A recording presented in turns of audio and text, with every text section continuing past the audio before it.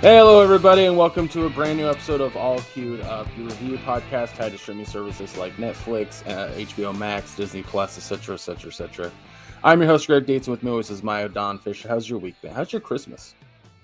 It was mixed. It was mixed. I mean, as a parent, Christmas was awesome. Madison got so many things that she loves and enjoyed. She appreciated all of her gifts. She got a lot of craft stuff, painting stuff to keep her busy and everything. Uh, as as you know, uh, I got a Christmas card from my parents. You know, well, fuck it. Let's just tell the story. You know, our listeners know that I'm transgender. Uh, and in the If they don't listen to the podcast. yeah. Um, but that wouldn't make them listeners, would it, if they don't listen? Well, I think I'm only meaning that we mention it pretty fucking often. Yeah. So as a result, in the past 2+ years, since I've came out as transgender publicly, I've been shunned from all family gatherings. I'm not invited. I'm automatically excluded. Um, it sucks. I've voiced my opinions on the matter online. My youngest sister, who we play D&D with on Mondays, has voiced the concerns and frustrations to my mother, our mother, uh, to no avail. You know, I've accepted the fact that it's never going to change, especially after fucking Sunday, when Madison went up there for Christmas and brings me back a Christmas card with a check for money in it, but I was dead named on it. Thankfully, they made the check out to Misty and not me, or I wouldn't have been able to cash it. Because if she used my dead name, well, that's not my legal name anymore. But yeah, frustrated me and irritated me a bit. It's like, hey, it's fucking Christmas. You can't fucking even make an attempt to use my real fucking name. And come on. But other than that, let's see what. Oh yeah, I got my boudoir pictures back, and god damn, I'm fucking sexy in those. I've been posting them fuckers everywhere, a little bit at a time here and there.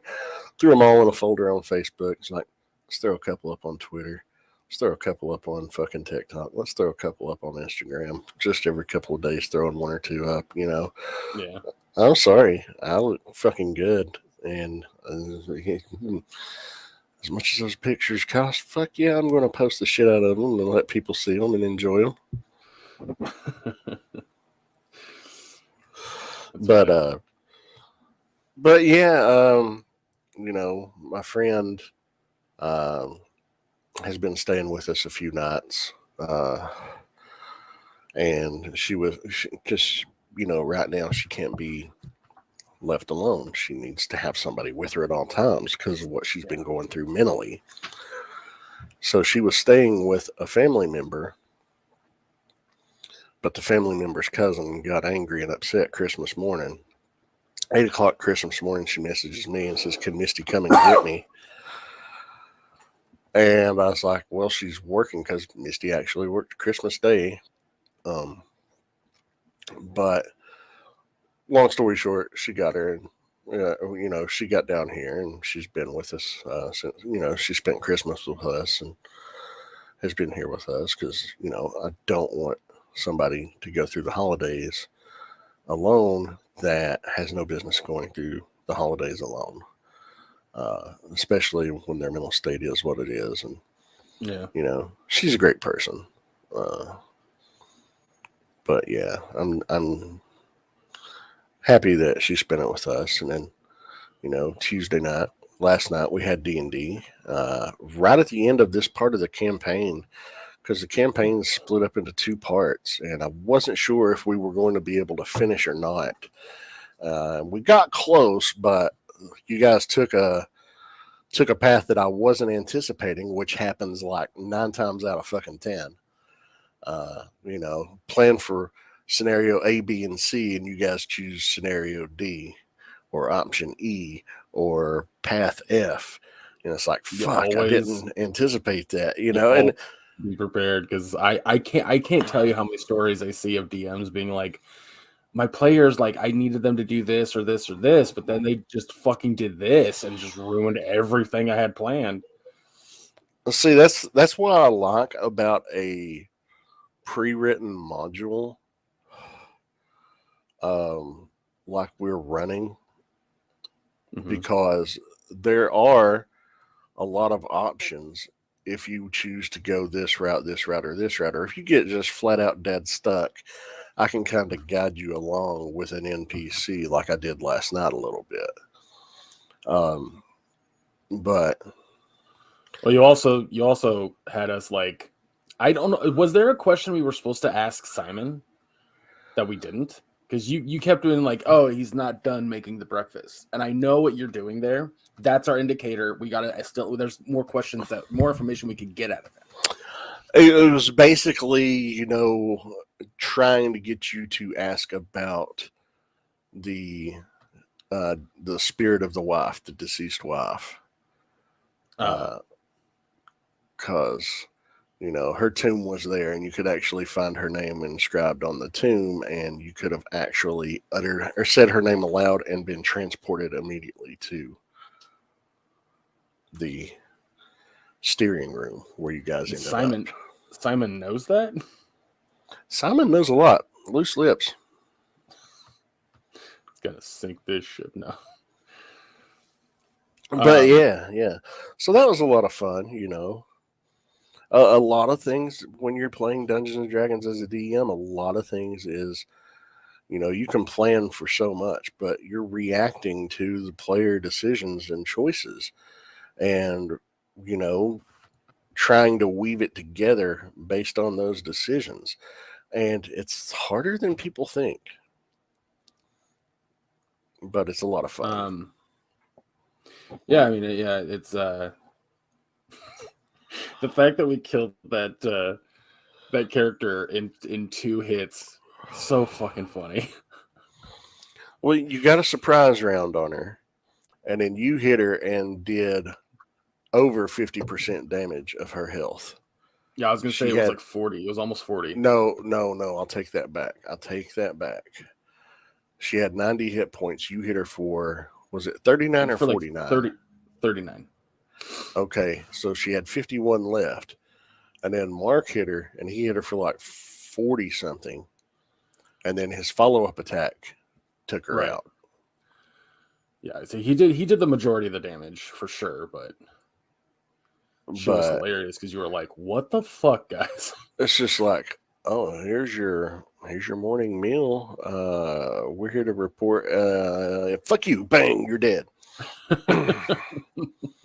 I just love the idea that she was like, because my character, for anyone gives a shit listening, my character is a cleric, but his like background is all about life, like and protecting life in general, but also like not farming per se, but not supply. What is it? It's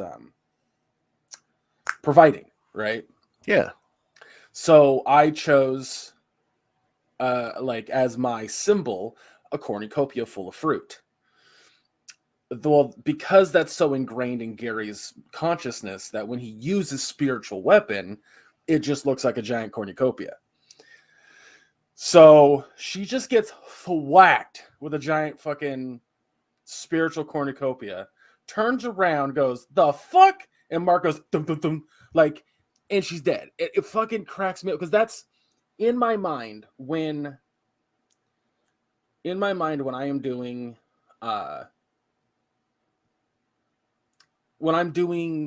when we're doing D&D in my mind, and combat is happening, or a form of combat is happening, I know that it's within seconds of each thing, right? Yeah. A round of combat takes 6 fucking seconds, no matter how many participants there are. That whole round, everything is happening instantaneously. Right. 6 fucking seconds. So, yeah. we had 3 rounds total in that room, which means that everything happened within 15 seconds. 18, but yes. 18, yeah. Like, think about that. If you think about that for a second, you fucking turn your head and the combat's over. Yeah. It's fucking like that's what I love about the combat in D&D is like to have that imagination to that extent is so much fucking fun. But and that's what's crazy. I mean, when you play D&D, combat takes the longest, but yet in real time, if you were watching it as a show or a movie, it's the quickest thing. But yeah, it's wild how that works, but it's a lot of fun. But yeah, I mean that's been my week. A friend of mine from Florida is in. We're going to get together tomorrow. We haven't seen each other in 20 years. She moved away quite a while back, and this is the first time that she's come in to visit that I've had the chance to get up with her. So we're going to do that tomorrow. But yeah, that's been my week. How was your Christmas and how's your week been? It's been fine. I mean, work sucked because, I say sucked, but it was excruciatingly slow. Friday, nobody was renting anything, and then Saturday, everyone was bringing whatever they had back, and we had 5 trucks coming back throughout the whole day. So I just sat in the fucking office for hours with nothing to do. Thankfully, my god awful boss left to go hang out with his family. So I was like, all right, well, I'll just, be on my fucking phone here. So it was fine. Like, it was all right. But, yeah.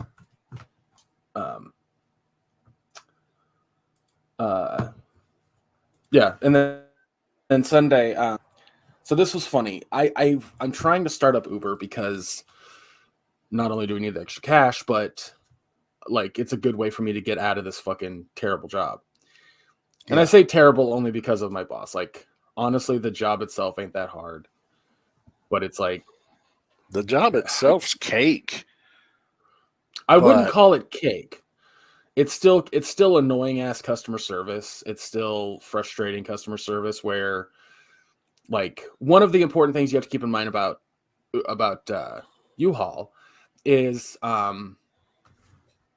when you are dealing with customers and rentals, you're dealing with large sums of money.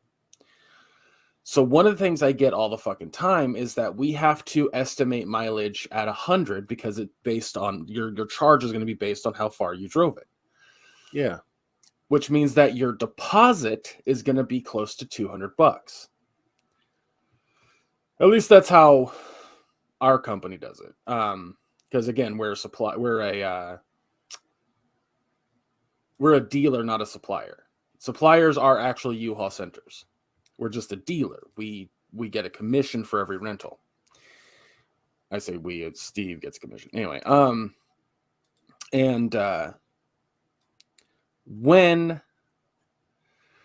Steve, like, okay, sorry, let me go back. So a customer will sit there and be all fucking surprised that they have to pay $200, or they have to put a deposit on $200.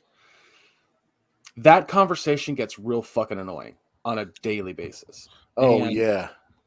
One of the other things that happened, or that happens from time to time that's really fucking frustrating is, so I'll go, hey, your deposit today is going to be $185. Don't worry, that's just a hold. It's just a deposit, not your final charge. We won't know that until you come back. Okay, well, how do you determine what my final charge is? I said, well, we're going to look at the mileage, see how far you went. It's $129 a mile, or $109 if it's Friday. No, Sunday. Sorry, Sunday is $109.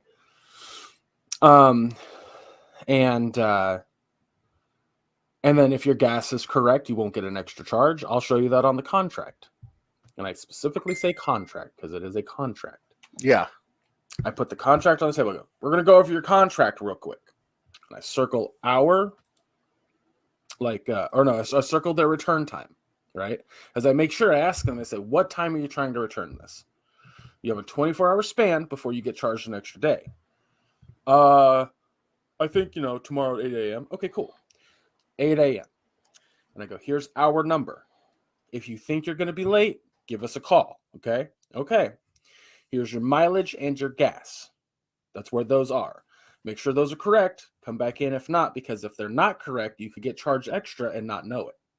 So we want to make sure that everything's good when you come back. Okay. Your mileage is how I will determine how much to charge you, and then I also highlight how much it costs.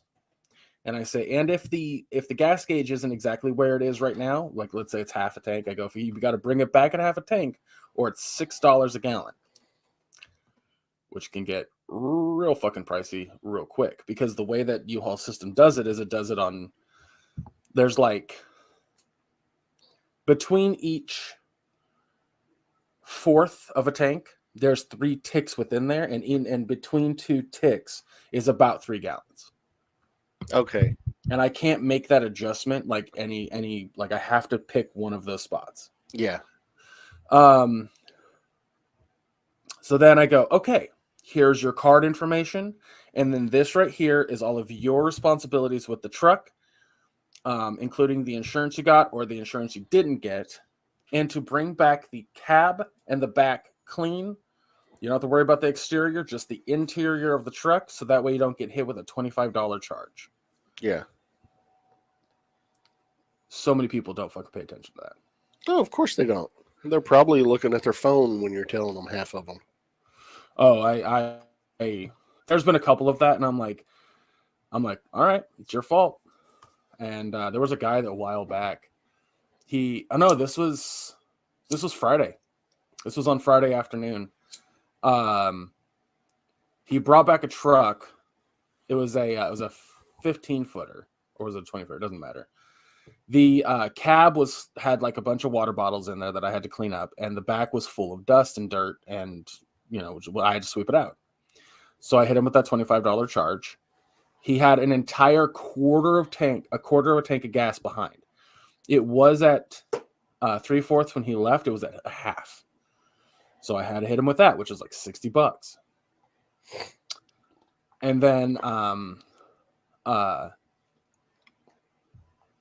I charged him for the 2 days he had it. And by 2 days, I mean like he had it for a 24-hour period and then another 5 hours. I can't make that adjustment. I can't say he had it for 1 day after that, right?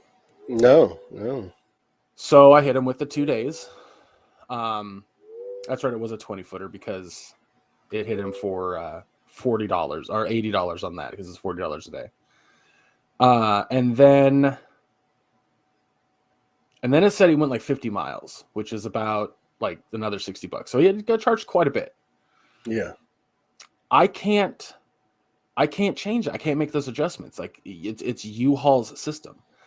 He calls back ranting and fucking raving to my boss saying, you guys overcharged, you guys are just cheapskates, blah, blah, like all sorts of shit. And I was like, and I had to tell him, I was like, oh, no, I didn't tell him, but Steve had to tell him, like, okay, so what happened? So he looked at the information and he goes, did you put gas in it? And he goes, no, I didn't think I had to. And Steve goes, no, you have to. That's part of the contract that you signed. And the guy was like, I signed a contract? Steve goes, yes, the contract that you signed on the pad or on the ATM machine at the end of the transaction is your actual contract, your binding signed contract. The guy was like, well, your worker didn't tell me any of this. And my boss goes,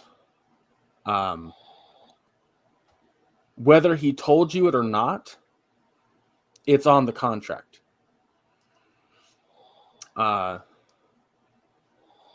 And so after everything was said and done, the guy started yelling at Steve, and Steve was like, here's what's going to happen. You're going to call 1-800-GO-U-Haul, and you're not going to call back here. And Steve hangs up the phone. A few more minutes go by, the guy calls back. And I picked up the phone. U-Haul, can I help you? The guy says, Is your name Greg? And I said, yes, it is. And he started yelling at me about it. And I said, sir, I don't try to screw anybody over when it comes to those prices. I put everything in as I see it. We tried to go over the contract with you. And I said, I don't know what I could have done to change what you saw or how to give you that information. Like, I don't know. And he goes, well, you didn't go over the contract with me. I said, sir, can I ask you a question? Do you still have the contract on you? Yes, I do. Is it covered in highlighter markings? Yeah. Then I did go over the contract with you. Do you see your initials down at the bottom?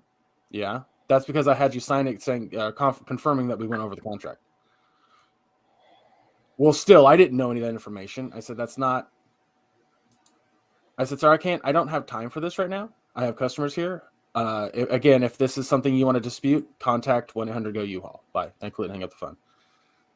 He never called back, but we did get a bad review. Oh, of course. So, and it's that kind of shit that you have to deal with this job. And it's very frustrating because, like, it should be a pretty fucking easy job. But you never know what fucking customer is going to be that way. And I know it's just typical customer service bitching is all I'm doing right now. I've worked enough customer service jobs to know that people are fucking shitty and shit like this is going to happen. I know that when I do Uber, I'm going to get those shitty passengers. I get it. But, like, it makes things frustrating. It makes things complicated. It doesn't have to, but again, I know that I'm preaching to the choir. I know that a ton of people that listen to us probably have customer service jobs, and I don't think I'm ever not going to have a customer service job. I genuinely don't. And I can't stress this enough, those customers I know that we're going to get, and I can deal with that. I can handle that. What I can't handle is my boss. It is like, I don't need to have a conversation with you about your monthly expenses. I don't need to have a conversation with you about how much money you have to spend on what you are dealing with.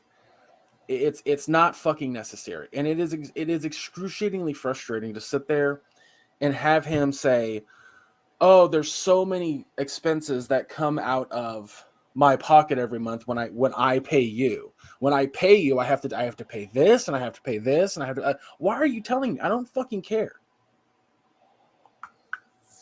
Like, you cannot look at me in the same breath and say, like, I'm not racist because I have a black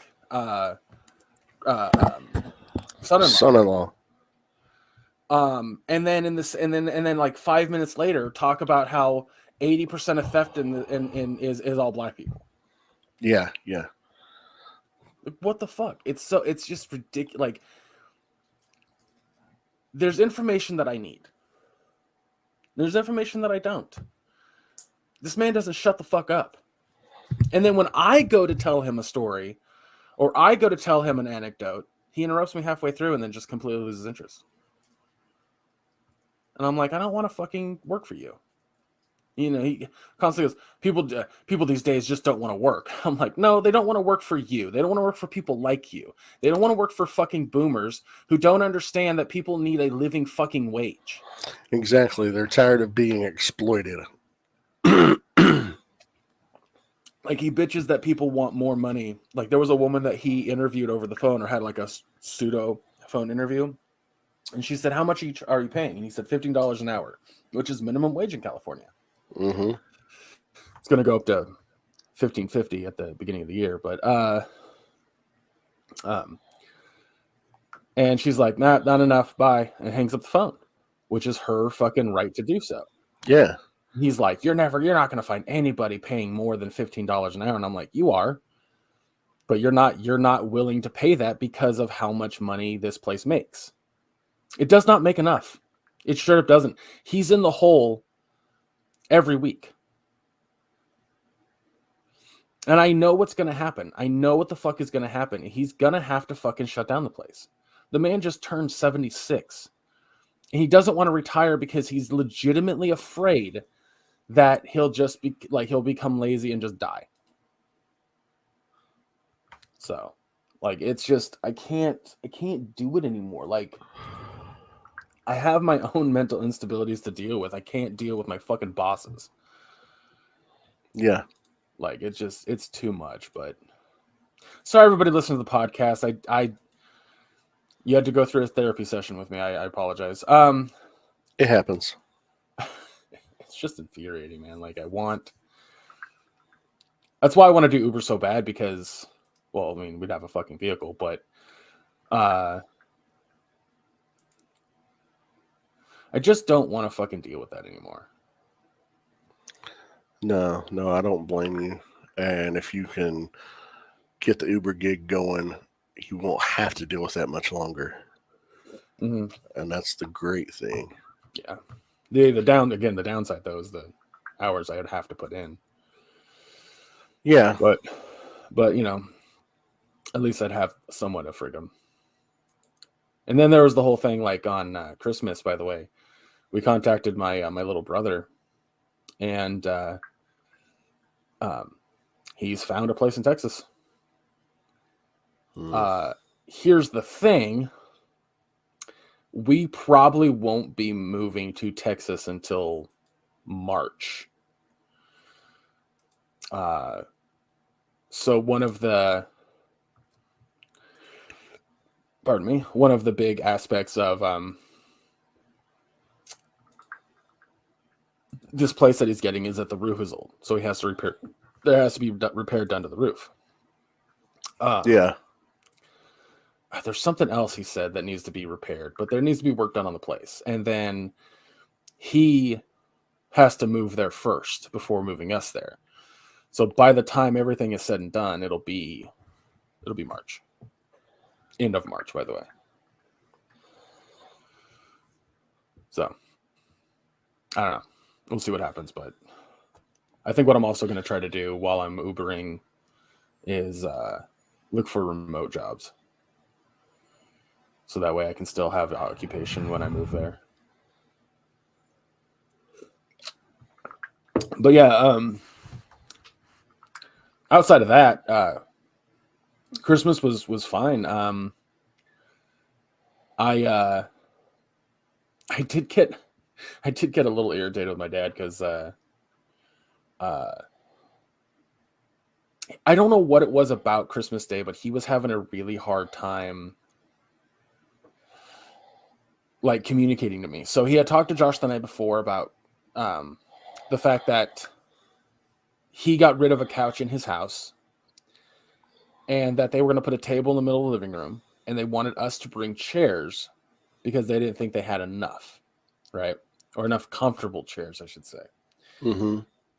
My dad texts me. Now, I didn't hear any of this conversation. My dad texts me the morning of Christmas, and I'm just chilling in my room because, like, I got like 6 hours before we're leaving.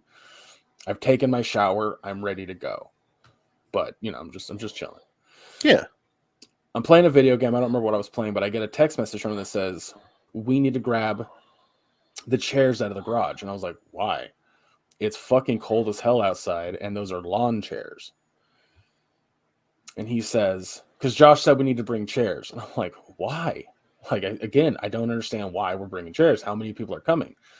Only 5. Oh, this is the 5 of us. And I was like, so why the fuck are we bringing chairs? Like, does Josh not have enough? Like, he has 2 couches. I don't understand what the fuck's going on. That's what he told me for us to bring chairs.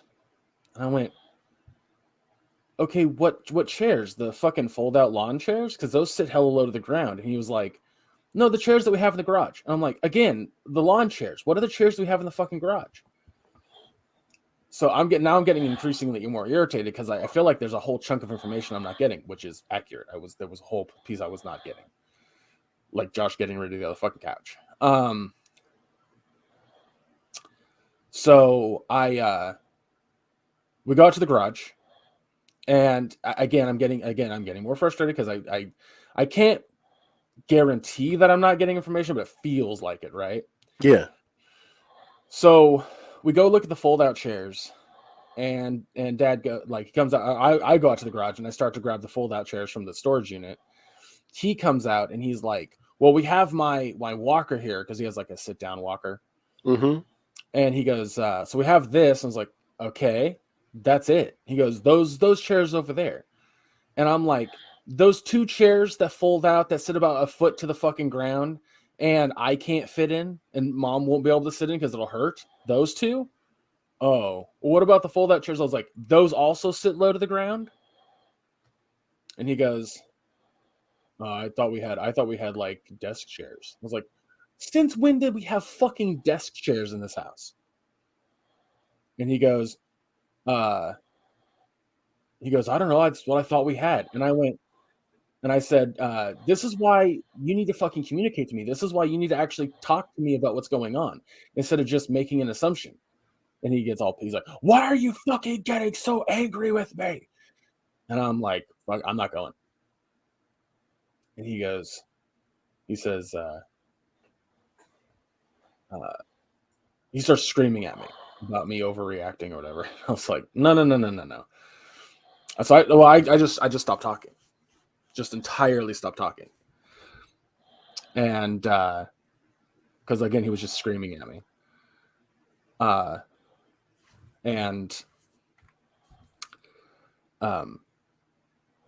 I put the fold out chairs away.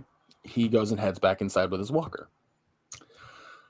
I'm walking behind it because he can't walk very fast. And we go inside. And oh,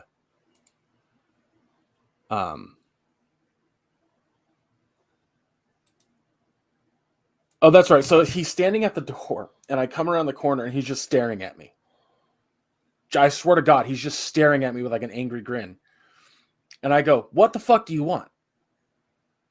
Go the fuck inside. And he goes, are you going to be like this all day? And I said, if you keep acting like this way, I fucking will. I just won't fucking go. And he goes, I'm trying to help out. I'm trying to get things done for Christmas, and you're just being complicated. And I went, I'm being fucking complicated? Dad, how about you give me the information that I need? I didn't talk to Josh last night, so I'm confused as to what chairs you thought we had. Secondly, I'm confused as to why the fuck we need chairs. You're not giving me the information, and then you're also not listening to me because you just want to have control over everything. And he's just like, he stops talking for like a second, and he goes,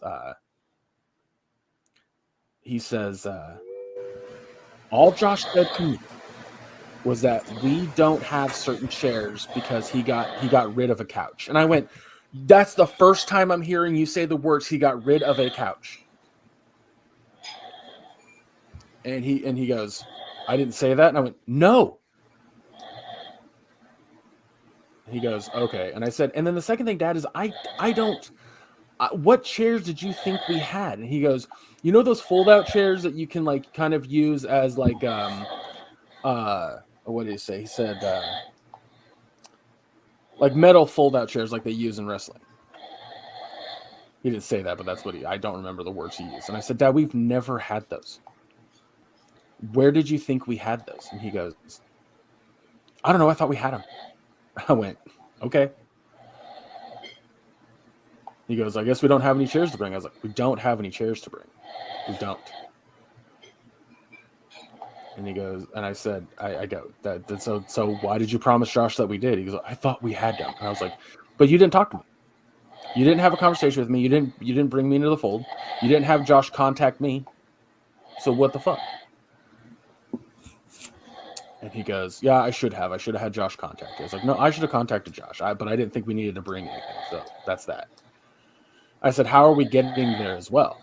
I said, if we're bringing Scarlett and Kaylee, which are our dogs, if we're bringing food, we're bringing the butterball soup and some desserts. And then we were also going to bring chairs. Plus, Mom has, an anxiety attack every time she's around another human being besides us. How are we doing an Uber that also costs $50 there and $50 back? And he goes, well, we're trying to figure that out because Jeff or Josh, this was before Christmas, Jeff or Josh are gonna grab us, or we'll take an Uber. After the weekly expenses, I go, we are either not going or they're coming to get us. Yeah. What I didn't know was that Josh and Michaela have a small BMW hatchback, and Josh has a truck. They had to bring both vehicles to pick all three of us up. Oh man. And then at the end of the night, Josh was going to try to take us back home in just the VW, which he could have done. It was totally fucking possible. But we would have had to leave Dad's walker behind. Now, to be fair, Dad hasn't used that walker since, for months, for so fucking long. Like he literally only uses it when he needs to have a place to sit at a location. So Josh's house.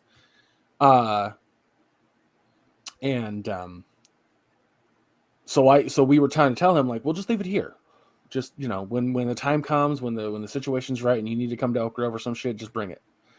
He was like, I don't want to deal with that, blah, blah. Just, we'll take 2 cars. And I'm like, all right. Jesus Christ. So that was another fucking issue, but that wasn't an issue I was going to concern myself with. I was like, either we're going or we're not. That's it. And there was one more moment during the Christmas day itself. Like after that argument with Dad, nothing changed. Like nothing really outlandish happened throughout the day. But there was one moment where I don't know if I ever explained to you what butterball soup is. No. It's an old German recipe, specifically Depression era recipe, where you take butter, allspice, and breadcrumbs. You make little balls. And then you take chicken stock. Usually you want chicken noodle soup, basically. And you make a soup out of that. That's it. It's really not that fucking outlandish or special, but that's it. But we love butterball soup. Like it's a fucking holiday tradition around here. Okay. I've never heard of it. I've had the recipe a couple times because my grandma used to make it every year, multiple times a year. And then my dad started making it, and then my sister started making it. And I had to look up like where it comes from, and it is German. A German recipe is a bit fucking different than the Depression era one, but my grandma grew up in the Depression, so it is a Depression era fucking recipe. Well, I mean, think about it. It's simple ingredients that you don't have to spend a lot on, and you can make a fuck ton of it with those simple ingredients. Yeah, I'm looking at it right now. It looks like a meatball, but it's made of breadcrumbs instead. Yep. Huh. So I've never prepared it, but my dad had already made all the butterballs. And so I'm in Josh's kitchen trying to make it. And I was like, Dad says, don't make all of it. Okay. Well, I'll put in 2 boxes. Now, what I don't know about these boxes of noodle soup or chicken noodle soup is that each box has 2 packets, and each packet is the instructions. So I've put in 6 cups of water because it's 3 cups per package, or per packet, I should say. And Dad goes, Greg, don't do this. Don't do something. I was like, okay, what? And so I go into the living room and I'm like, what? And he's trying to say is each box has 2 packets, and each packet is 3 cups of water. Only use about 4 of the packets. That's what he was trying to say. What came out of his fucking mouth was gibberish. Like, you know how when you talk to a little kid and they're trying to tell you a story and they're just like, so I was on the playground the other day and Jeremy said to me, what he said was, he looked at me and he said that him and Steve went to the creek, and when they went to the creek, and Steve is Jeremy's like best friend, and when they were on the playground, when Jeremy and Steve were on the playground, and Steve said to Jeremy, like, you got to see this, and then Steve like took Jeremy to the creek, and like Jeremy's my friend, but Steve's not my friend. So Steve and Jeremy are friends. So they went together, and I didn't get to go. But then Jeremy And Steve spoke went in to the class creek, today. and then it ends with like, and the rock was blue. That's how he sounded. And I was losing my fucking mind. I'm like, there needs to be a cohesiveness in the words that you're fucking using, and you're not doing that right now. Josh goes to interject and like try to help, and I went, no, not right now. I'm trying to figure this out. And he was just like, shit, okay. But then I finally got out of Dad, and I said, I looked at him, and I go, what the fuck was that? You had 3 sentences. Each box has 2 packets. Each packet is 3 cups of water. Use 4 packets. And he goes, my brain just couldn't do that. I just couldn't think of that. I'm like, good God. So that was a situation, but it wasn't like, it was a 1. And then the rest of the day went off without a hitch. Like, I think I've told you this, but I'll leave that off the podcast. But yeah, it was nice. We got to play some Uno. It was also kind of funny because they didn't know all the house rules you could do with Uno, like 0-7 or stacking or draw till you play, that kind of stuff. So I'm throwing these rules out at them, and they're just like, "What about classic Uno?" I'm like, "All of these are part of classic Uno. I don't know what to tell you guys." Yep. I'm giving you the option because these rules exist in Uno. Like, they're less house rules and more just options. Yep. And it was really funny too, because it kept saying, "Do you want to play with these?" And they didn't know what the fuck I was talking about. So then I changed it again, and I'm not changed it, but then I was like, I'm just asking if you guys want to use these rules. We don't have to.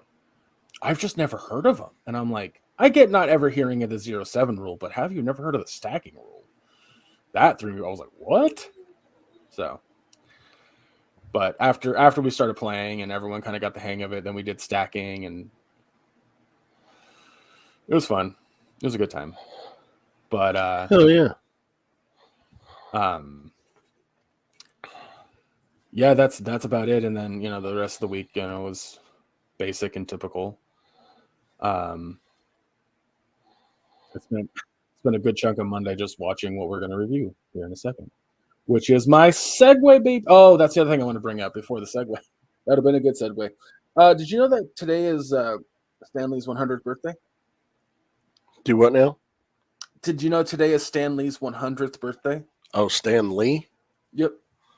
He would have been 100 today? Yep. I thought he died when he was 94. He did. He's not been dead 6 years.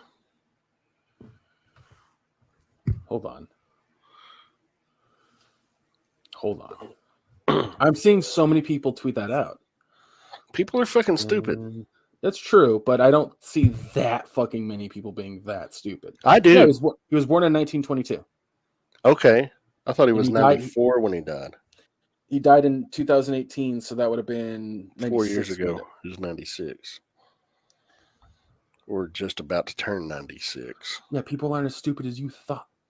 Yes, they are. They just weren't as stupid on this occasion. Anyway, Stanley would have been 100 today. Yeah, December 28th, 1922, 100 years ago. And he made all my favorite superheroes. Spider-Man and X-Men and Captain America. No, he did not make Captain America. He made Iron Man, Thor, Hulk, Ant-Man, Wasp, Fantastic Four, Black Panther, Daredevil, Doctor Strange, Scarlet Witch, and Black Widow. Maybe not all my favorites. And X-Men. I said X-Men. Oh. I said Spider-Man, X-Men, and then I was trying to read the rest. Oh, okay. He did fuck over Jack Kirby quite a bit, but that's, And Steve Ditko. There's a movie coming out, too, about that. That the Stanley estate is like, no. I'm like, no, people need to know who a man was through and through. Period. Yeah, not who he was at the end, but who he was before, too. Because to me, flaws make a person way more interesting, and Stanley is an interesting person that we had on this planet. Yeah. So, anyway, boy, we have been talking for 45 minutes. Well, Is there a chunk you're going to cut out, or?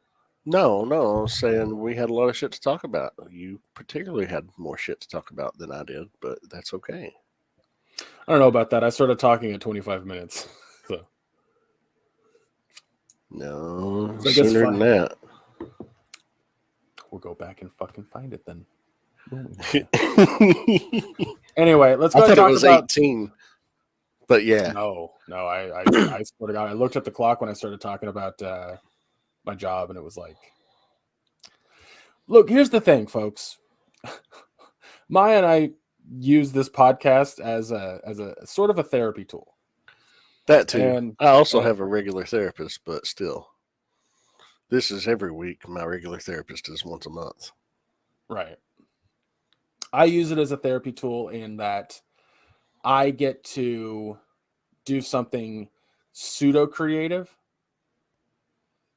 Like, I know this podcast isn't the most successful thing on the planet, and I have accepted that. But being able to come on here, talk to a friend, and discuss something that we both love, like it's helped. Yeah. It's helped this old noodle quite a bit. So, anyway, The Witcher Blood Origin. Jesus Christ. Yeah. So this was announced at the end of season 2 last year. A surprise announcement. It's a standalone series, but it's also a tie-in series. It's set 1,200 years before the events of the Witcher TV series. Blood Origin depicts the creation of the first Witcher, as well as the events leading to the conjunction of the spheres, and it explores the ancient elven civilization before its demise. And there are some major fucking players that come into play that are in this fucking series. But it opens up with Jaskier on a battlefield, and he is about to be killed, and something stops time and transports him out of that battlefield to like this arrangement of stones. It looked like a different plane of existence, because yeah, it really did. And this woman says, "I need you to sing the song of the seven, Sandpiper. Your story's not over yet." And he's like, "The song of the seven, what's that?" And she's like, "It's the war that leads to the conjunction of the spheres and the creation of the first Witcher, who was an elf." He's like, "Oh, that's going to piss Geralt off so much. Yes, let's get going." But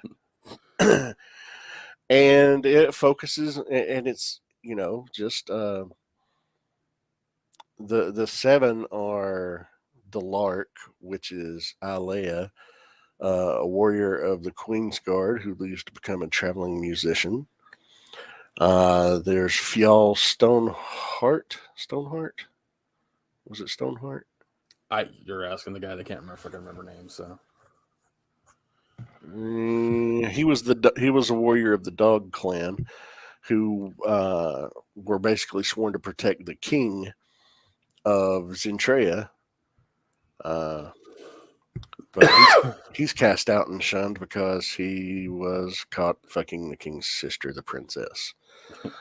Yeah.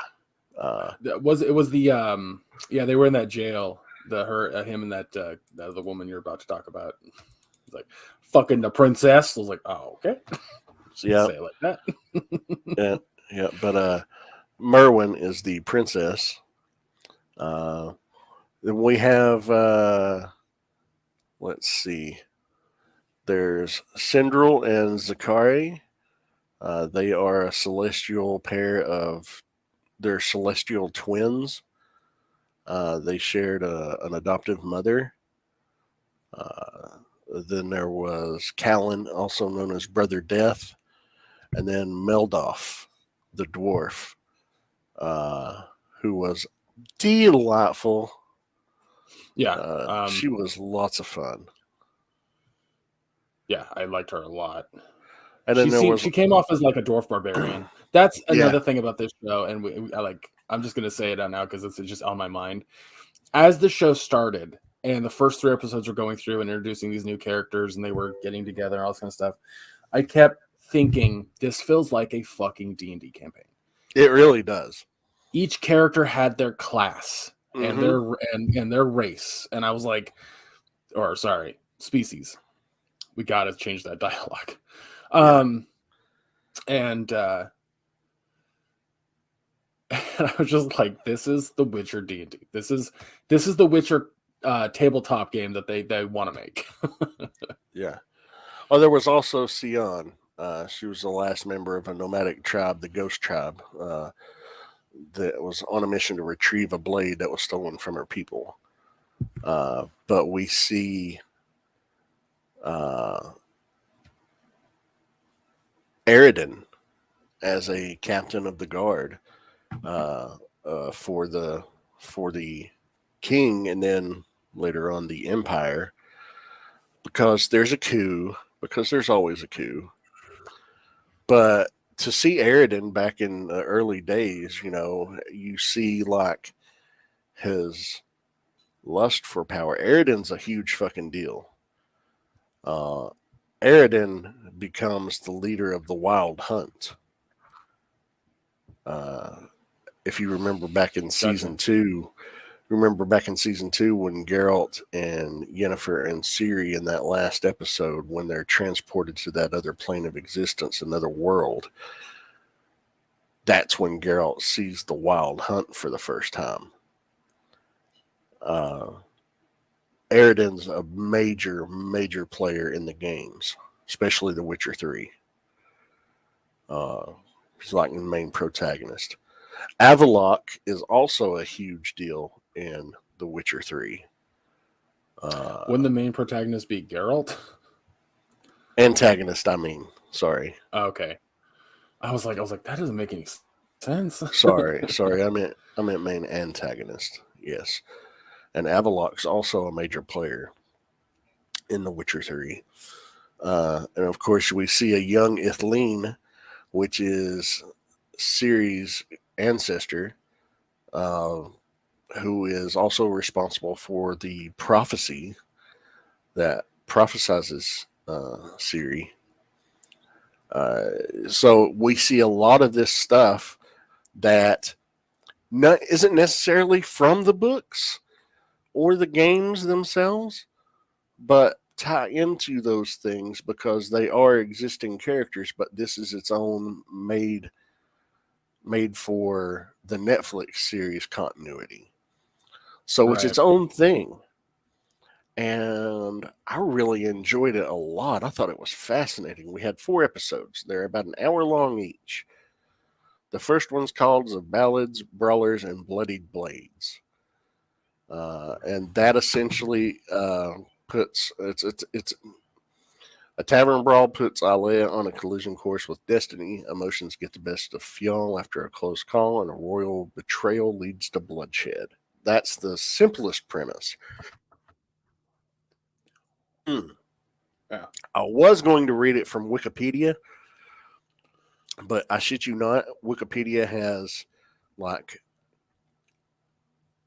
basically running down everything in the first 3 episodes and then nothing at all for the 4th episode. And when I say everything, like I can't even fit but the first 2 episodes on my screen on my computer monitor. To get the 3rd one, then the first one's cut off. We wasted enough time already. Yeah, I'm not going to run those down. So, episode 2 is called Of Dreams, Defiance, and Desperate Deeds. And in need of coin to fund their quest, Alea, Fionn, and Skion hatch a risky scheme that leads to a firestorm of trouble, and then Merwin stumbles onto a secret. Episode 3 of Warriors, Wakes, and Wondrous Worlds. After meeting Meldoff and her beloved Gwen, the warriors put a perilous endgame in motion as truths are revealed, passions rekindled, and sacrifices made. And then the fourth episode is called Of Mages, Malice, and Monstrous Mayhem. And simple premise: as Merwin forges an uneasy alliance to achieve her plans for Elfkind, the battle begins in Zentrea, where Alea finds her voice and Fial loses control. So, simple rundown. Not going to go into too much detail, but if you liked the original Netflix Witcher series, you should really enjoy this. I was going to say that. Like, I enjoyed it because it was, it felt very Witcher-y. Like, it felt like it needed to be in that world. And the only, like, I keep seeing these articles about, like, the fans fucking hate it, or it's getting really bad. It's getting review bombed. And I'm like, it's either getting review bombed because people are mad about the recasting of Geralt, or people actually think it's bad. But I didn't think it was bad at all. Like, I thought it was really solid. Yeah. I was looking, and like, when you Google it, it's got a 2.2 out of 1,515 ratings as of the Google summary, or the Google search, when I pulled it up an hour and a half ago. If I refresh, I don't understand that. Now, that's out of 5. It's either getting 5-star reviews or 1-star reviews. There's not much 3, 4, and 2s, but the 1 stars outstrip the 5 stars. But yeah, it's. I'm trying to go to Metacritic right now, but it's like not loading on my phone. It's so weird. I'll see if I can pull it up. Because what I want to see is what like reviewers are actually saying about it versus the actual like people. I tried 2 different fucking web browsers and it's just not loading. I don't know if it's their site or my phone. It shouldn't be my phone. It's working just fine. No, it's their site. Okay. No, I'm there. I'm there.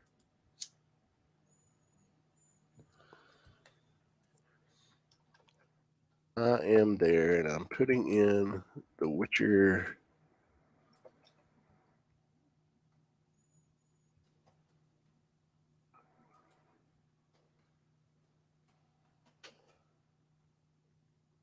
Blood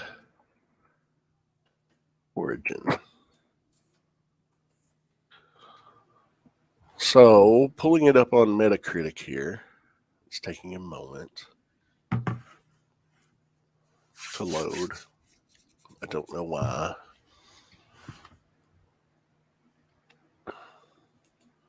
Because Metacritic's website is garbage right now. Mm-hmm. Well, yeah. I'm gonna look on IMDb and see if it's also getting review bombed there. Because it probably is, but the Witcher. Blood Origin.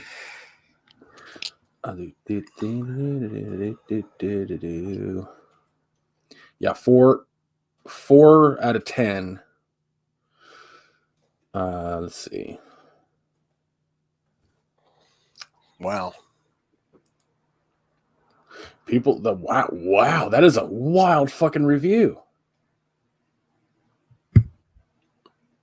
It's introducing characters.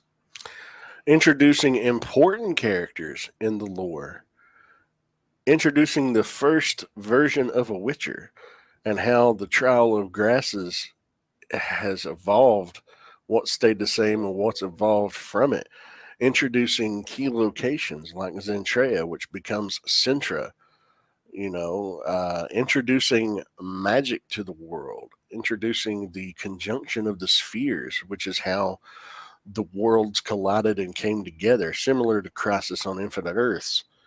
So it's like I'm looking at some of these reviews and it's like they're legitimate reviews. What I mean by that is from reviewers instead of just people. No, users on IMDb. Oh, okay. Like this person says 1 out of 10. It's like bullet points. Imagine a story like, say, The Hobbit, summarized into 20 bullet points. Don't agree by that standard at all. That's how this show feels. It moves from point to point rapidly and tries to fit as much story in as possible in a short time span. Sort of. There is no depth. It's a shallow shell of a story that anyone could have written in a bathroom break. No. But that's, here's the problem. That's a legitimate review. That is an opinion this person has. That's not No, I agree. It's not actively review bombing it. So I'm like, I can't be mad at the review. I can disagree entirely, but yeah, I disagree with it, but that's their opinion. Well, that's the thing. I fully expected people to be review bombing it because of Geralt being recasted, but that's not what's happening here. So I don't get why people aren't enjoying it, because I fucking thought it was pretty fucking good. It's not the best though. Like, I'm going to be honest with you. Like, I think this show suffered from not enough content. I honestly think it could have used another episode. I think it used another fucking 4 episodes. Maybe. I think this could have been an entire season of a show. A little bit more. Could have. I thought it was fine to the context of what we needed from the characters, right? Like we had the 7 of them, the fucking D&D troop. But here's the thing about certain stories. You don't need all this fucking backstory. You don't need everything. If you paid attention to Witcher season 1 and 2, you had enough context to know kind of what was happening. Mm-hmm. And it wasn't trying to give you a fuck ton of lore. It was trying to tell a succinct story about the first Witcher, period. End of story. That's what it was trying to do. And the fall of the Elven Empire. Well, even then, even with the fall of the Elven Empire, I don't think that was its primary focus. The primary focus was the first Witcher. And the story even tells you that in the very beginning, when the woman or the entity that's talking to Jaskier says this. She says it's the first Witcher. It's the story of the first Witcher, and he was an elf. He's like, oh, Geralt's going to be pissed when he hears that. That is important context to what is the point of the story. It's also... Do you get other things? Yeah, you absolutely do. But... Well, I think it's also kept short and succinct because it's being summarized into a song by Jaskier. Yeah, I mean, you can definitely say that and go that route, but I don't think that is something that most people are going to gravitate to think about. Not even just gravitate, but, I don't think people are going to look at it from that perspective, and I definitely don't think that was the showrunner's perspective. I think that them going to the extent of being like, well, it's only going to be 4 episodes because it's basically going to be... I don't think that's how they wrote it. I think they wrote this to be about the length of a film. But, changed it to 4 episodes at the last minute. Maybe not last minute, but definitely changed it to 4 episodes at some point. Because honestly, it's about a 3.5 hour film if you watch it in one sitting. I did the math on it last night. Yeah. And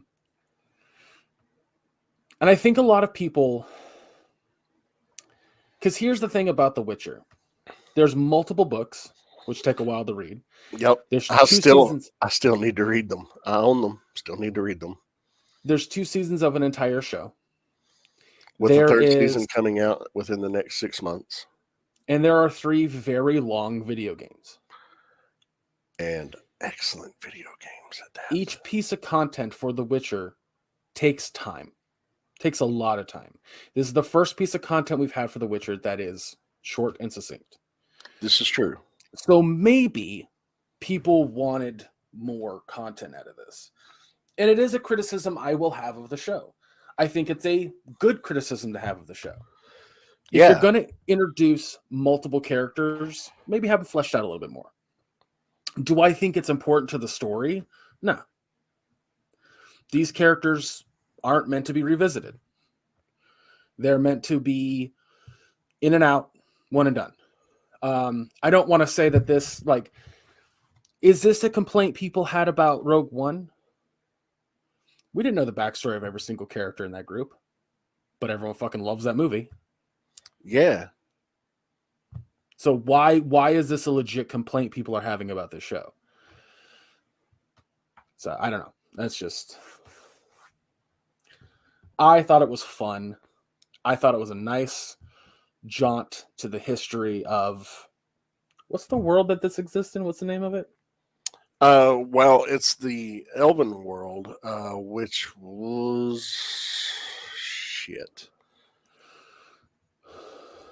I know it has a name. Like the land itself has a name, but I don't remember. But I do like how the end of this show was just like, because of this event is what caused humans to come to the world. It's like, oh, that's awesome. Yeah, the conjunction of the spheres. I don't know off the top of my head what the Elven world itself was called before the conjunction of the spheres. And honestly, I'm not going to find it on this Wikipedia entry, I don't think. It doesn't matter. It doesn't ultimately matter. But it's just usually fantasy worlds have a name to their land. So I was like, oh, maybe. Yeah, it's crazy. Like I think back to moments of the show, and it's got funny moments, it's got sad moments, it's got intense moments. It's, like, to me, and I say this to my dad all the time, we don't need to know everyone's backstory. We don't need to know the history of the world. We don't have to have that information to enjoy a story. A story is about characters in the moment. And if you have the characters fleshed out well enough in the moment, your show's going to be fine. And I think, for me, this show shined because of those moments. Yeah. Whereas the next show we're talking about, I think, suffers from that. Yeah. Which we'll get to in a minute. I prefer stories that are a bit more succinct and don't have these long, excruciating backstories for every single character. We don't have to have them as... Like, we don't have to know everything about every single fucking character. It's not necessary. So when a character shows up, she's a badass, we know there's a little bit of mystery to her, and then she shows up again later and has a 5-minute piece of dialogue where she's talking to somebody and explains her history in a very, again, succinct manner. I'm like, that's enough. That's enough. And every character does that. Every character has that moment. Like, we don't really have a flashback of anybody's thing. They just kind of tell somebody, and I'm like, that's fine. Why do we need more than that? Please explain it to me. If you watch this show and you hated how they did that, explain to me why you hated it. Because I genuinely don't understand why that's something that you are so against. So there were a lot of great lines from the dwarf. What was your favorite line from her? Oh, I don't know that. I don't remember any quotes, man. Like, God, the one where she was talking to the one dude and she looked at him and says, "You could go face first into a bucket full of tits and come up with a mouthful of cock." That was a good line. Yes, I remember that one. I mean, honestly, like, she was one of the best characters. The two mages, I think, felt tacked on. Oh yeah, a little tacked on. Like, they were like, they needed that, and they were like, But even they had dialogue that kind of told their history. Yeah, it was just maybe a little boring. I don't know. Like I said, I think the show suffered from not enough content to the degree that it could have been longer.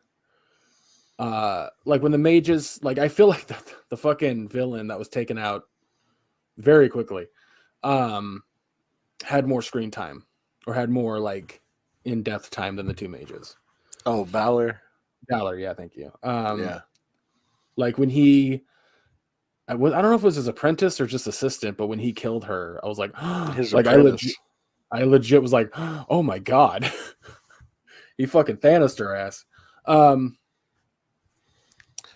Yeah, and at that moment, I was looking at the world where they were, and I was like, this is the Wild Hunt. This is how they get betrayed and become the Wild Hunt somehow. So that was very cool. Well, what grade would you give it? A B. B. It's a B. Like, it's not, it's not like, it's not an A because again, I think that there are some aspects to it that I think that they did maybe a bit too quickly. Like, again, those mages. Yeah. I would have liked a little bit, like the scene with the dwarf and I'm gonna call him their archer, not archer. The guy that she was falling in love with. What the fuck was he? Like, what class would he be? Rogue? Who was falling in love with? I say falling in love, but she was like they were being real chummy in the cave when Oh, you're talking about Brother Death, Callan. Yes, Brother Death, yes. Well, I don't think she was falling in love with. I think she was just, getting real friendly formed a genuine friendship with him.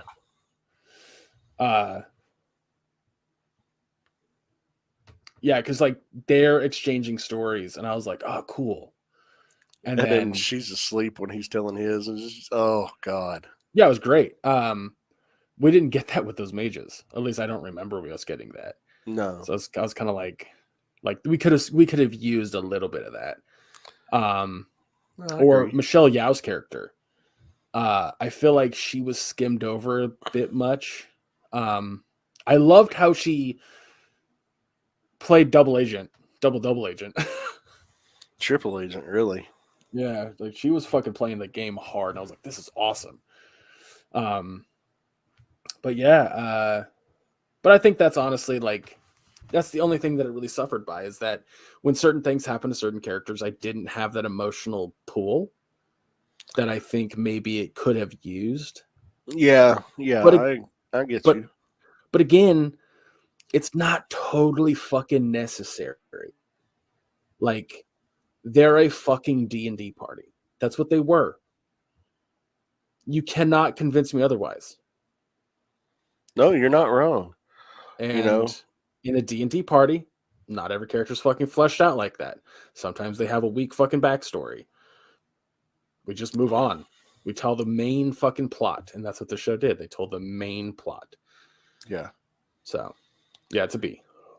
I'm going to give it a B+, and for many of the same reasons as you, I do think it could have used another episode or two.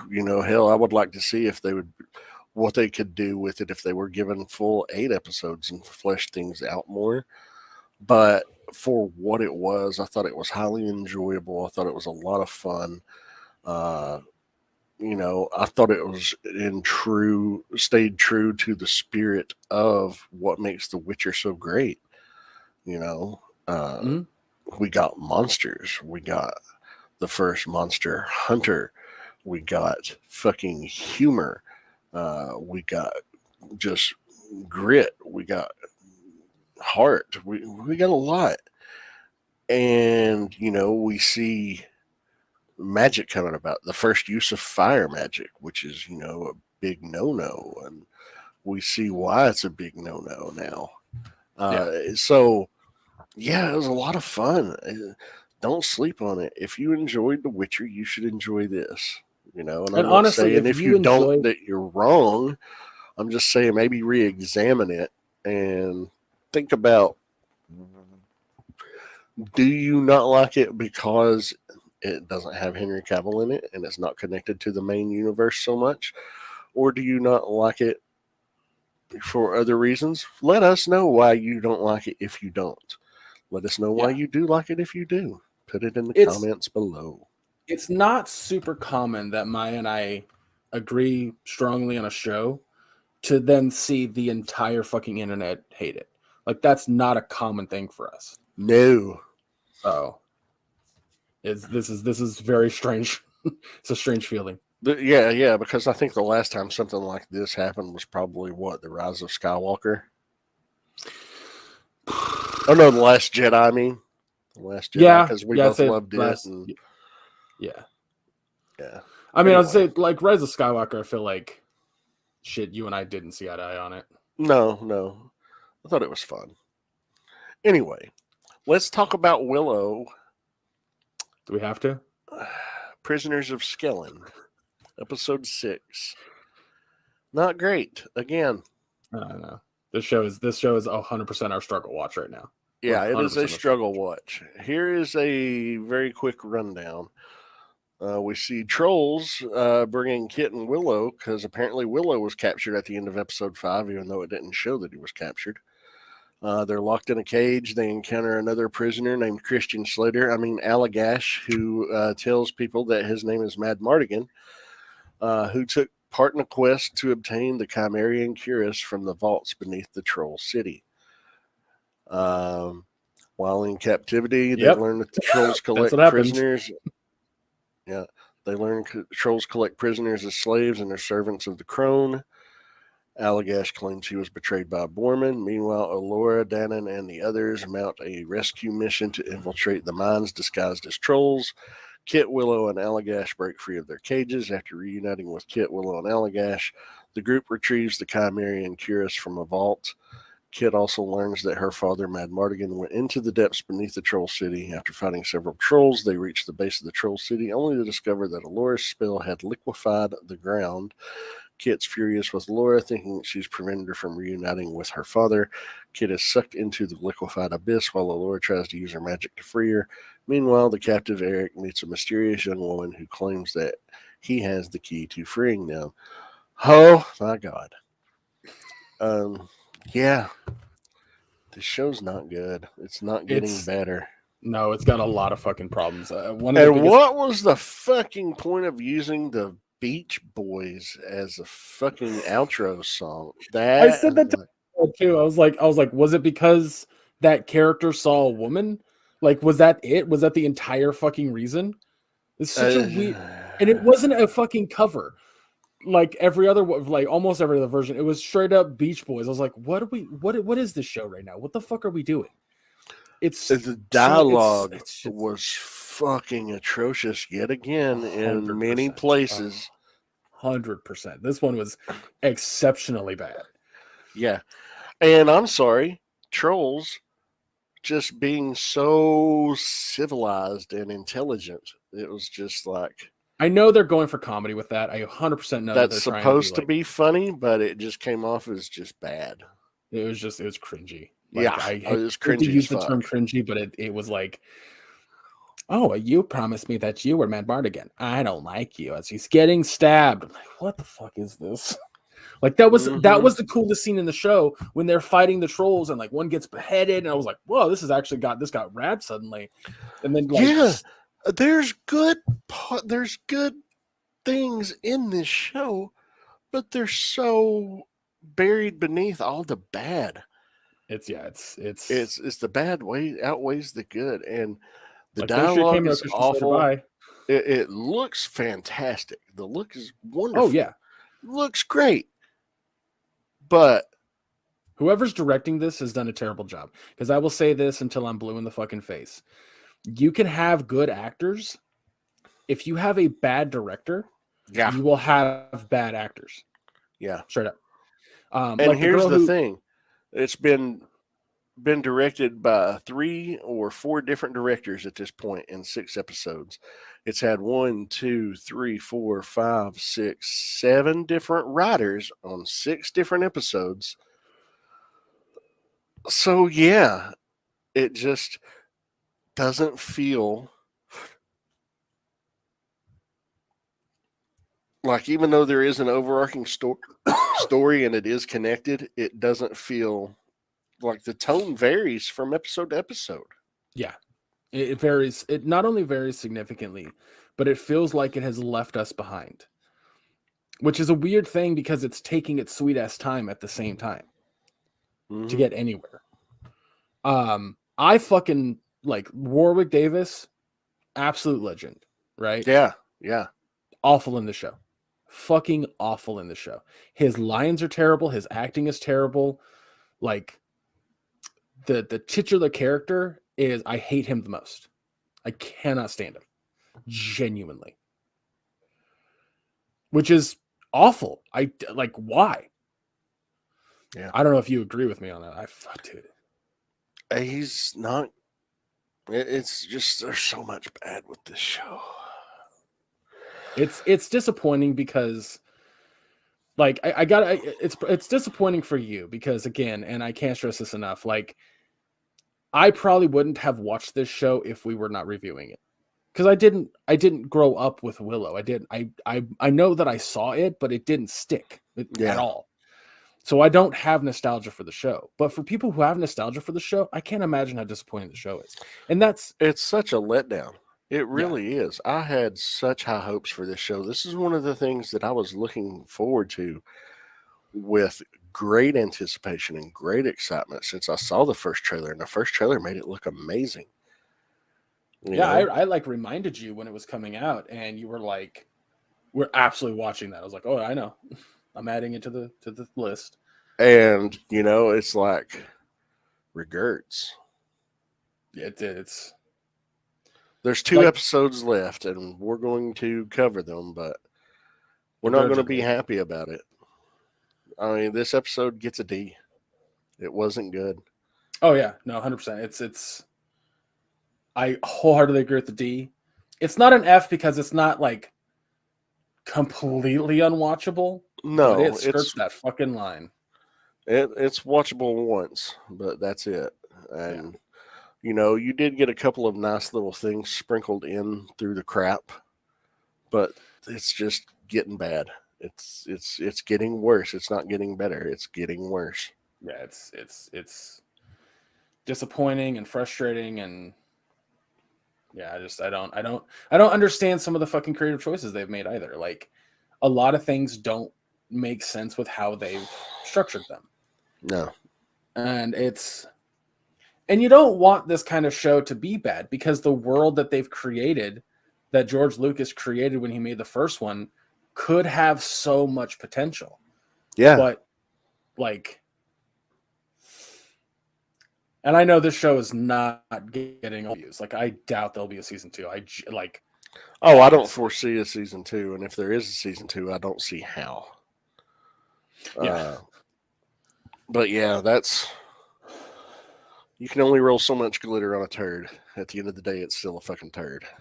I didn't expect this show to be as bad as it is, but Jesus Christ. So anyway, let's go ahead and wrap it up because we are at almost an hour 30. So yes. Yeah, and I'm hungry. Oh, I'm very hungry. I have to also pee real bad. All right. So next week, everybody, we're gonna watch episode 7 of Willow. But the other part of what we're gonna do, which I'm actually way more excited for, is we're gonna run down our top 5 movies, top 5 TV shows, and top 5 video games that we experienced in 2022. Not what we reviewed on the podcast, although there may be some overlap in things that we've watched. But yeah, I was gonna say we Maya and I discussed this prior, like months ago, that our anniversary episodes are going to be specifically what we reviewed, and our end of year is going to be everything, regardless if we reviewed it or not. Yeah, yeah. But it has to be, so that's how we're going to do it. Hope you all enjoy October and the beginning of January. So we're going to do that. Make sure you guys check out all the socials listed down below. If we add anything, we might, because there might be something we want to review. I don't know. That's where we'll let you know. We need to be up on that. We kind of slack on that quite a bit. Check out the Teespring store for all of the merch that we sell, which, again, all that goes right back into the podcast. And what's that discount code, Maya? AQU15 gives you 15% off your entire order. There you go. And if you do purchase something, let us know. We'll give you a shout out, a quick thanks. We'll retweet, like whatever that is on Instagram. Let's see what else I got here. If you want to watch today's live broadcast, check out our YouTube channel. That's where you'd find that. And that's it for my notes. Maya, where can folks find you? You can find me on Facebook looking all snacky as fuck in my pictures. Snacky. That's a new term. Well, fucking hot. Looking like a snack is definitely the phrase. Yeah, but snacky as fuck just felt fun to say. Yeah, that's fair. That's fair. But yeah, you find me on Facebook. Look at them pictures. You know you want to because you're curious about it. You're curious about it. What? What's Sorry, I just remembered there's something coming out on the 30th that I want to watch, and I don't know if you want to watch it. So, what is that? This Place Rules. Not familiar with it. We'll talk about it afterwards. Yeah. But yeah, you find me on Facebook because you know you want to see it. You're curious. Go ahead and look. It's okay. I don't mind. I'm showing it off.